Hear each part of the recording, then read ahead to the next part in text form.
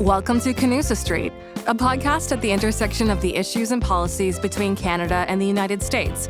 Here are your hosts, Beth Burke and Chris Sands.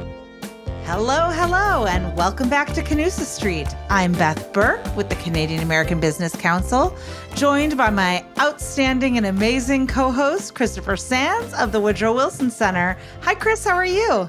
I'm good, Beth. How are you doing? Great. Good to see you here on Canusa Street. It's good to be here. And, you know, this is a very special episode, as we used to say when I was growing up, of everything that had sort of an extra importance, because this is our 100th episode of Canusa Street. It's amazing. It's a party. Here we go. 100. Woohoo! And so we're going to do it a little differently than normal. We don't have a guest today. You're just stuck with the two of us chatting, right? Or I guess we have lots of guests if you look at it another way, right? Exactly. We're going to go back through some of our favorite guests, although they're all favorites. But we wanted to pull out a few that really told the story of how Canusa Street is doing and what's going on in our neighborhood. Absolutely. Well, with that, I'm going to dive right in because we have pulled so many clips. We wanted to make sure that you hear some of our favorite moments. And I think we're going to start with Minister Anand, who joined us on when she was in Washington, D.C., talking about the Regulatory Cooperation Council and her work on mutual recognition. So let's give a listen. We in Canada are the U.S.'s biggest trading partner, and the U.S. is our biggest trading partner. And so that's bigger than China, bigger than Mexico or Germany or the UK. And what that means is that this very unique relationship has to be as strong as possible. And in order to make it as strong as possible, we need to ensure that businesses have reduced costs and more harmonization. That means let's not make businesses file forms and documents unnecessarily. And this is where something called mutual recognition comes in. Can I move to Please, mutual you're reading my mind and playing from my talking points here. I love it. This is everything we care about. Well, I'll just say that, so I was a professor for 20 plus years in the corporate and securities law area. That's where you and I met, Chris, when I came to talk about systemic risk at the Wilson Center. And so in that area, and especially in financial services, as well as in capital markets more generally, there have been very useful efforts at cooperation. And one of the ways cooperation has taken form, one of the tangible ways, is this idea of mutual recognition. That is, look, I see you have disclosure laws in your country. We have disclosure laws in our country too. The disclosure laws aren't exactly the same, but they seek to accomplish the same thing, which is to provide information to investors or consumers. So we're going to respect your disclosure if you respect our disclosure rules. That's what mutual recognition is. It makes a lot of sense. It does. And what I want to see, what I am pushing for, is greater and greater mutual recognition. It is very difficult to repeal legislation and introduce harmonized, exactly the same legislation on either side of the border. Mutual recognition is very efficient. It focuses on the goal of the rule, and it looks to see whether there's a similar rule on the other side of the board, and then regulators on either side can say, okay, we'll respect your rules if you respect ours. And that reduces costs for businesses. That lets business do business. Absolutely. Beth, I thought that was great. She really summarized the relationship as being unique, but so rich in terms of the trade that goes on and the importance of really tending to that and getting some of the paperwork out of the way. Absolutely. And you know, I can't help myself here. This is one of those business moments where we just see such low-hanging fruit here to really help streamline the bureaucracy and keep business flowing. So really love everything she had to say here. Yes, I agree. It was a great conversation, and she's such a good guest. Absolutely. Our next guest really was from an episode that was that followed the death of former Canadian Prime Minister Brian Mulroney. We turn to Jean Charest, the former Quebec Premier and one-time leader of the Progressive Conservative Party and a member of Brian Mulroney's cabinet, for his reflections on the relationship. Let's listen. For your audience, what you need to keep in mind is that our Americans aren't just neighbors. They are a superpower. The relationship you're managing is that of a relationship with a superpower that has its own impulses, has its own way of, and that's the way the world operates. Now, throughout Canadian history, this has always been a relationship that we've gone back and forth on. And now Mulroney comes to power, he is completely disinhibited on the relationship. It is clear they are our friends, they are our allies, and economic partners, and we are very lucky to have each other, which he is totally right about, by the way. I mean, when you look at the world today, imagine living in this neighborhood, and we complain about it, but I tell you, and only because we were born here, not because of any special genius, here we are in this great neighborhood. And Mulroney understood that, and he said, I'm not shy about being friends to the Americans. Such a special memory and such an important figure in the U.S.-Canada relationship. Just so glad that we were able to have that conversation and really spend a moment to reflect on really the trajectory around the U.S.-Canada friendship. Yes, and he said what we Americans don't usually like to say, which is that we are a superpower, so we have a lot on our minds sometimes. And coming from the Canadians, I think that's an appropriate recognition that sometimes we may be super, but we may also be fairly distracted and a little bit of a tricky partner sometimes. Fair. Well, our next clip comes from one of my solo missions here on Canusa Street. I had a conversation with Minister Fedeli talking about critical minerals and how important and hot that topic is right now in the U.S.-Canada conversation. So let's give a listen. Great. Well, that is exactly some of the topics that I wanted to bring up with you. So electric vehicles, critical minerals, investment, energy, these are hot topics this year, right? And it's something that we're constantly talking about, especially from a U.S.-Canada lens. So can you talk about what you think Ontario and Canada and the U.S. can really work on together in these areas? Yes, of course. I guess the underlying message is that we have what the U.S. needs to, build a strong and very secure future together. And I'm speaking, of course, about critical minerals. Ontario has all the critical minerals required to build a lithium-ion battery, all within one jurisdiction. And so that's very, very important. And you can see what we've done. Back in 2019, when Reuters first announced there'd be $300 billion invested worldwide in the EV battery supply chain, and zero was scheduled to come to Canada, which meant ostensibly zero to Ontario, the automotive center. In a few short years, we've moved that from zero all the way up to $28 billion.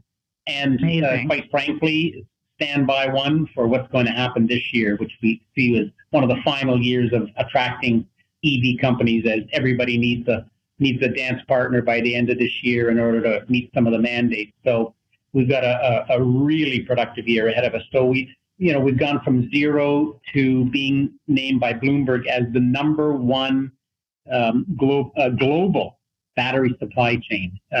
This is Canada. This is a spectacular turnaround, protected over 100,000, in fact, saved 100,000 auto jobs in Ontario, and have become a very, very critical link in the EV supply chain. So I think this was really a sobering moment to see the auto companies trying to make decisions and Ontario not really being a partner, and we turned that around to becoming their lead dance partner, and now here we are with tens of thousands of extra jobs created. So this is a segue into what we're doing next with critical minerals and others. Oh, Beth, that was fantastic, especially the emphasis on critical minerals, which we talk about a lot, and electric vehicles, which, especially for a province like Ontario, is absolutely crucial. So really put two very important elements of the Canusa puzzle together. Exactly right. Let's turn to my actual inaugural episode here on Canusa Street was with Minister Ng, where she was talking about all of her experience with USMCA and, the relationship and all of her great work. And maybe one point on that, as and I'll bring it to kind of the job, which is, I'm the trade minister, so therefore, NAFTA, as we knew it to be, but today, depending on which country, it's the USMCA, CUSMA, or TMAC. When we renegotiated that, we put in really strong provisions, right? Like for inclusive trade. So there's an SME chapter in there. And when I do the annual meetings with with my other two amigas, right? I mean, in the US and in Mexico, in of course, Ambassador Tai and Secretary Bonrostro in Mexico, we actually do get a report on the work that the SME committee has been doing and what they have been doing together to create, to share tools, to create greater opportunities for women entrepreneurs, for small and medium-sized businesses to trade and to work and to be more competitive in our economies. Because for the small ones, it actually is harder to do. And therefore, it's incumbent on us as governments to have the apparatus and the structure. And I'm so thrilled that as Canada and the United States, we're committed to doing this. We're committed to doing this through this agreement, and we've architected it into the agreement. And I think that's really important. Another great episode, Beth. This was really good. And you sounded like you'd been doing it from the beginning. You didn't sound like a rookie at all there. But Mary Ng is part of this Team Canada outreach that's really trying to engage Americans. She brings such an energy and enthusiasm to it, and notes that we need to be as inclusive about trade as possible, including not just the big companies like the General Motors and the Fords and so on, but small and medium-sized enterprises. I thought she really brought a comprehensive view of the trade relationship right to the fore here on Canusa Street. Absolutely. Well, we also have had some very important guests who come from Congress. And this next clip comes from Representative Rick Larson, who's from out in Washington State, talking a little bit about the border. Let's tune in.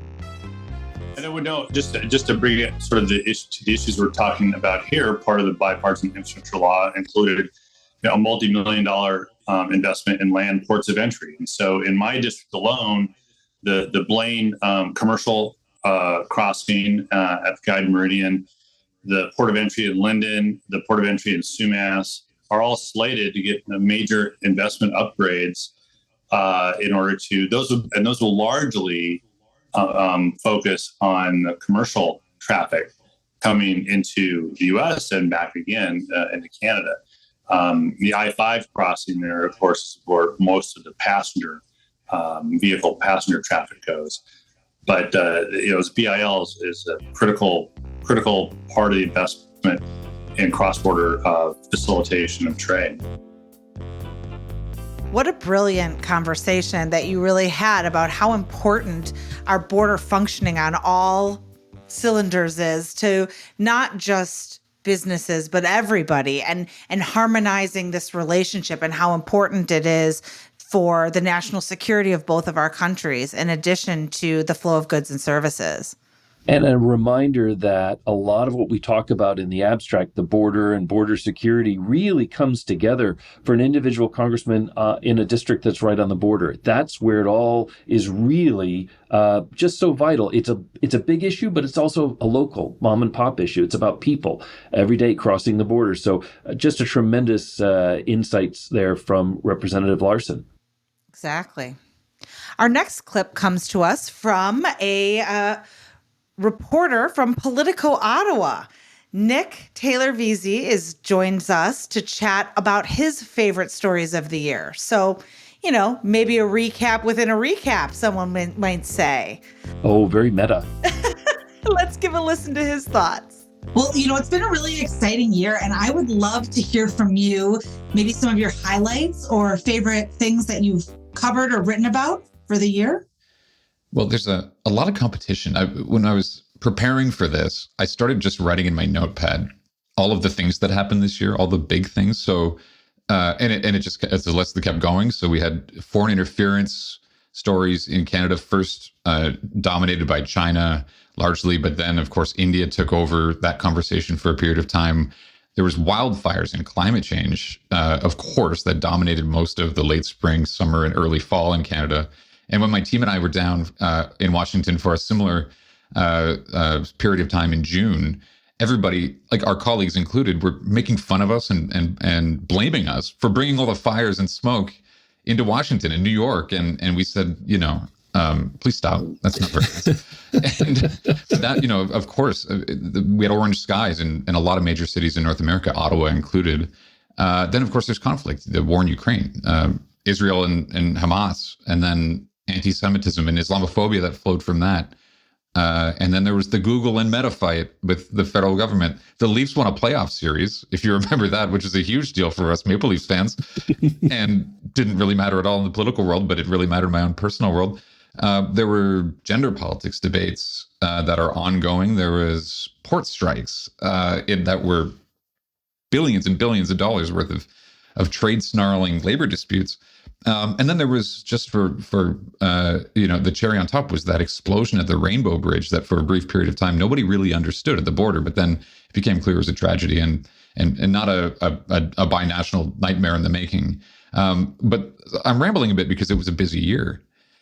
Though I think my brief, and I'll keep it brief for now, we can get into it maybe, answer to the question definitively is that the most fun thing to cover and the most interesting thing to cover this year was what seemed to be a breaking of the deadlock about 4 years, give or take, on the polling at the federal level that had kept the Liberals more or less tied with the Conservatives, regardless of the Conservative leader. They ebbed and flowed a bit, but mostly it was a statistical tie, according to most pollsters. And then this summer, something changed. And so trying to track and explain the divergence that saw the Conservatives take a considerable lead and then maintain that at the expense of the Liberals, folding in all of the stuff we haven't talked about, cost of living and affordability and just how expensive things are and feel. Getting into the dynamics there and how that basically defined the last 4 or 5 months of the calendar year was a real adventure, because you talk to anybody in this town, Liberals have an explanation, a point of view, Conservatives do, New Democrats do, lobbyists do. There's not one kind of lobbyist, there's many kinds of lobbyists, and public servants. I mean, everybody has a different way into that conversation. So that's been a bit of a wild ride, and one that is not over by any stretch. I love Nick. He's clearly, through all of his years of journalism, found a way to tell the story of what's going on in a way that resonates with Americans. He's a really great new voice on Canusa Street. I'm so glad he was here. Absolutely. And as I mentioned in that episode, I think most of us start our morning reading his playbook. So it's always great to hear his thoughts, live and on air with us. Yes, absolutely. Now, we also heard from another great journalist, and this flips the switch a little bit. It's Alex Panetta, who talked to us after President Biden visited Ottawa to speak to Parliament. Very important visit. Working now for the CBC, he's he was in Washington, but looking north and seeing how all this played for Canadians. So let's listen now to what he had to say. In the lead up, I compared. I detected a common theme in some U.S. presidents' speeches in Canada. John F. Kennedy's in 1961 is a good example. Obama's in 2016. I compared it to, U.S. presidents sometimes delivering a sort of a lump of sugar or a spoonful of sugar, and with just a little bit of medicine embedded in that sugar. In other words, heaping gobs of praise on Canada, delivering syrupy odes to the relationship. And then in the middle of that, asking for Canada to do something a little bit more in the world. And JFK's speech is a perfect example. 1961, he, delivered those lines that every single politician who comes to Washington always repeats. History has made us geography. Yeah. I still mess it up. But less remembered is in that same speech, there was a message to John Diefenbaker, whom he detested, and he was trying to get Diefenbaker to join the Organization of American States. Yeah. And he was also talking about Canada taking a greater role in the world. And he said, nations like yours don't shirk responsibility. He also talked about a growing NATO at the time. And, everyone remembers Obama's speech in 2016 where he talked about, the world needing more Canada. He got such a standing ovation that people were clapping while he was asking for more money, for NATO. Alex always has such brilliant insights. It's wonderful to hear his perspective. And I love the fact that he talked about several presidencies, really kind of gave us some context that we were lacking. So that was tremendous. Absolutely. And then we also got to hear from another former member of Congress on one of the hottest issues that burns between Canada and the U.S., softwood lumber. So former Senate Majority Leader Trent Lott was on and spoke with you and Scotty. So let's give a listen to what he had to say. But I don't think I was ever involved in more trade issue meetings and discussions than Canadian lumber. And I'm from the state of Mississippi. We are a timber growing state. In fact, full disclosure, I've got a 200-acre plantation pine farm right in central Mississippi, and I take cuttings every now and then to become lumber products. But going way back to the 90s, it really got to be, very difficult in dealing with imported Canadian lumber. And even my constituents were divided. My home builders, they like the cheaper lumber products out of Canada. My timber growers, not so much. So there was a division here. And then, of course, the Canadians had some issues with what we were doing with the tariffs that we put on. It wound up going to the World Trade Organization. And I think they ruled at least once recently in behalf of Canada. But going back to the 90s, I had a lot of meetings with senators, particularly senators from states bordering Canada, or including, Idaho, Montana. We'd have meetings, Republicans, Democrats. We were hearing from constituents that were mad about the Canadian timber prices. And so I used to encourage, some tariffs to try to get a result. I wound up, among other things, meeting with the then Prime Minister of Canada, Pierre Trudeau, also referred to, I believe, as PET. Quite an interesting discussion with him. And of course, that's the current Prime Minister's father. But he was quite agitated about the issue, and so was I. And so we went back and forth. But here we are now, 30 years later, and we're still arguing on this matter.